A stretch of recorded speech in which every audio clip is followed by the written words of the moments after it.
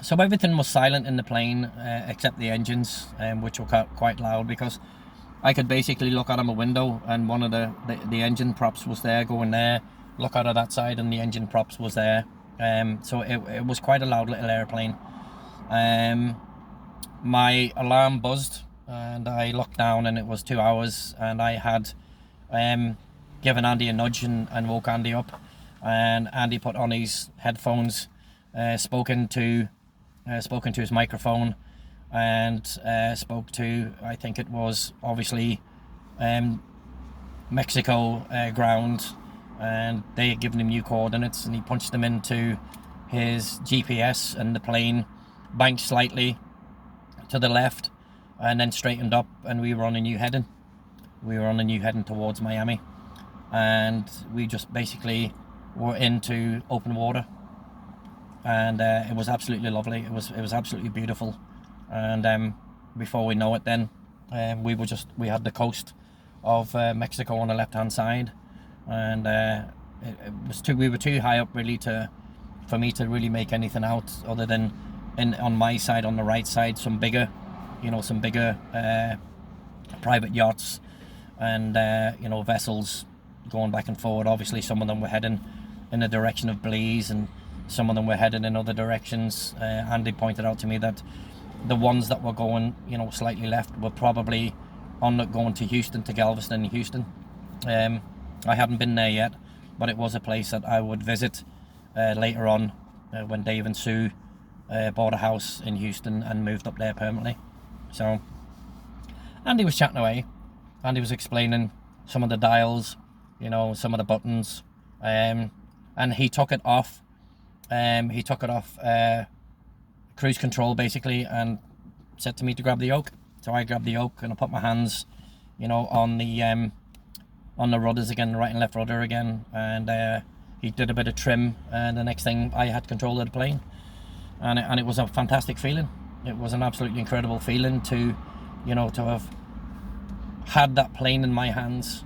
And Andy just sat back and he says, you'll feel it pull. He says to the right a little bit. He goes, keep your foot, he says, on the left rudder. He says, watch your horizon, he goes, and just keep it going. He didn't let me touch speed or anything else. He trimmed in when he needed to trim in and stuff. And then he was explaining about pitot tubes. He was explaining about ailerons and servo tabs. He was explaining about the four forces of flight: weight, lift, thrust and drag. He was telling me about the shape of the wings, the Benelli or Benelli principle of wind going over the wings and stuff. And he's explaining a lot, and fucking a lot of it just went in that ear and came out the other. And I found out that Andy was incredibly smart and incredibly technical. He didn't speak like a normal human being. Andy was like a fucking supercomputer, to be quite honest. He had been a pilot in Vietnam, as I'd mentioned before. Andy's mind was very technical, and I was later to find out that Andy's mind just saw dollar signs. That was it. Andy was black and white, very much like me and Dave, but in an entirely different way. Andy cared about the Benjamins and the American dollar, and that's really at the end of the day all he cared about. That's what his life kind of like, that and airplanes, and not much else, and probably eating and not much else. And Andy turned out to be quite a monotonous, monosyllable type of person when I actually spent more time with him. Yes, no, maybe, I don't know, that type of thing. That is the type of way that he answered me, and that was just the way Andy was. Apart from that, he was very easygoing. The ride over to Miami was incredible, because when we entered the Keys, Andy pointed out, Key West and Key Largo and Key Marathon, and all these little keys, and he goes, Carl, we're going to be driving down there, we're going to be, taking the car down, and we're going to be delivering, and we're going to be picking things up, and he goes, you're going to see a lot of, wonderful sights, he says, wonderful places, and you know what I mean, and he says, it's going to be tough at times, but it's going to be very interesting. And he goes, and I think, he says, you're quite a resilient guy. He says, you've got a no bullshit, attitude. He goes, And he goes, and I kind of need that, he goes, because there's times, he says, you know, things are going to get difficult for us, he goes, and, you know, he says, I know that you're not a person, he goes, to back down easy. He says, but, you know, honestly, he says, there will be times, he goes, that, you know, we'll be put in those situations.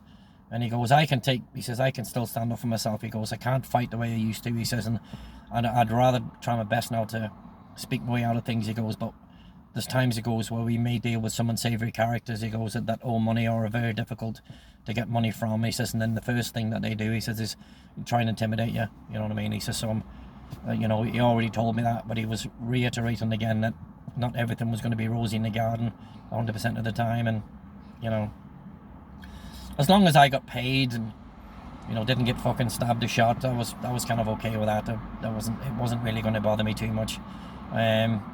That's just the way life was, unfortunately.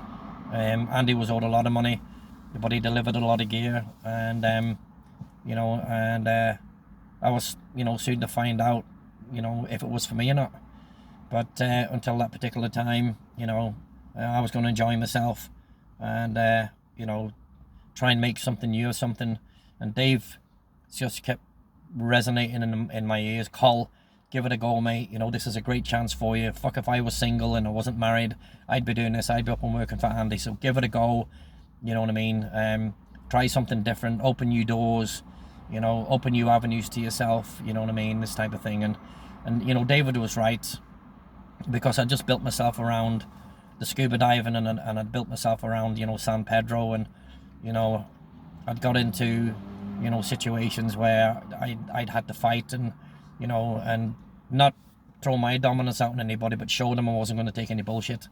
And that's just how it was, because if you did show fear to those guys down there, you know, they were like a pack of wolves. They'd fucking probably never leave you alone.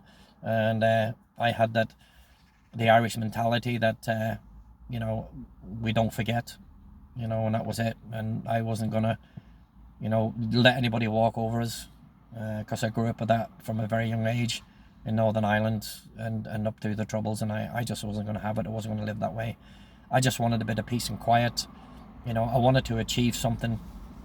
You know, I was the only one in my family that, out of my two brothers and sisters, that had left home, because I wanted a better quality of life, and I wanted to experience, you know, more things. And not to say that I bragged about it or I've done it, but I wanted to live a different life. You know, I wanted to see the world, and you know, and I wanted to make friends, and, you know, possibly meet somebody that, you know, somewhere down the line I could have had a good relationship with, and, you know, all this was to fall into place over time. And so 4 hours and 15 minutes later, you know, we landed in a small airport outside Miami called Tamiami. Andy got clearance from the tower ground to approach, land, and, you know, pull up and park. And Andy was a great pilot. He was very smooth. You know, the weather got a bit bumpy as we got into Miami. We flew over the Everglades. It was absolutely beautiful. As we got lower and lower, Andy pointed out alligators. It was great. And he had an eye like an eagle. And I suppose being a pilot in Vietnam, you had to have good eyesight, and you had to be aware of everything, and Andy would point things out. And as we got lower and lower, and then you see these alligators would just drop and disappear, you know. And then we flew slowly then, you know, into Miami, and you could see Miami in the distance. You could see the smog of the city. It was just like a grey mist that just covered the buildings, and the temperature gauge on Andy's plane dial said 100. So it was going to be quite hot outside, and yeah, nice smooth landing. Andy cleared the tower, cleared, you know, permission, and then Andy pulled up beside a hangar that said 92, and that was Andy's hangar. And his mechanic, a guy called Jeff, a British guy, British ex-RAF guy, who was obviously also a pilot, was on retainer with Andy, and Jeff was a nice guy. And he, you know, Andy had two aircraft. He had a V-tail. I can't remember the name of it, to be honest. I'll look through later on and find that, and you know, give the name of that aircraft. and it was not a good aircraft, and it was later on to be something that, you know, had deadly consequences. But we landed. Andy pulled up, cut the engines, waited for the props to stop, and we got out of the aircraft. Andy went over, gave Jeff a quick handshake, said something to him. Jeff gave a little nod. Andy called me over and introduced me as Colin from Belize, and Jeff would be seeing more of me, and that we would be, you know, working together.